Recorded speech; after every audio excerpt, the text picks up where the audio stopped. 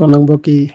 ñoo ngi ci tàllal loxo ñëpp ku ci woon a jàpp rek wala ku ko mën a jël à charge nga liggéeyal ci yàlla tu tànk bi tawat ji metti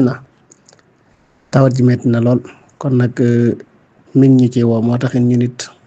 néew nañ ci doole ñu woo ci ñëpp ngeen jàppale ñu ci waaw ngeen jàppale ñu ci rek dana ci am solo lool ndax ab jullit rek lii rek la mënal mbokkum jullitam waaw boo amee njàqare mu taxawu ko kon nag ñoo ngi leen ciy xaar ngeen taxawu ko seen mbokkum jullit la te yitte woon na ko. asalaamaaleykum wa rahmatullahi taala wa barakaatu bokk jullit yi bokki taalibe yi noo ngi ñëw di tàllal sunu loxo di sàkku ndimbal ci mbooleem koo xam ne yàlla sunu borom dogal na nga man ko rek nga taxawu xale bu jigéen bi ay bokkam sonn nañ ci moom lool ngir bëgg ko saafara tawat ji dem na ci moom 2 at te ba tey jii nii lañ ca bëgg amagun ko yàlla dogal it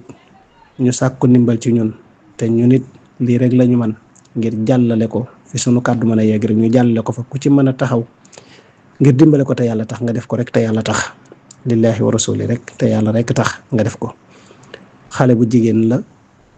gis ngeen ko noonu ci vidéo yi gis ngeen tànk bi ni mu mel yéeme na lool ba jéggi dayoo neexut a xool nag moom waaye ku ko mën a taxaw nga taxaw ko te dimbale ko ndax yittewoo na ko moom nijaayam nag moom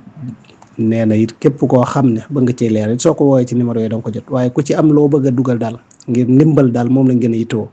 boo ko defee ci 2 numéro yooyu noonu bu dee Wave wala Orange Money soo ko defee ci 2 numéro yooyu danañ ci jot te danañ ci mën a taxawu xale bi ngir faj ko. tawat ji yàgg na lool ci moom am na 2 at ci moom kon nag loolu yàgg na te metti na mbokk yi ngeen taxaw ci te dimbale ko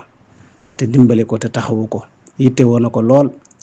mboolem ku ko mën a jël à charge it ba tey it boo wootee ci numéro yooyu ñoom da nga leen jot incha allah waaw da ngeen jot nijaayam muy Serigne Sarr mi nijaayam da ngeen ko jot. wax dëgg yàlla tawat ji metti na te bëgg na ndimbal daal la gën a yittewoo kon ñoo ngi koy sàkku ndimbal ci mboolem jullit yi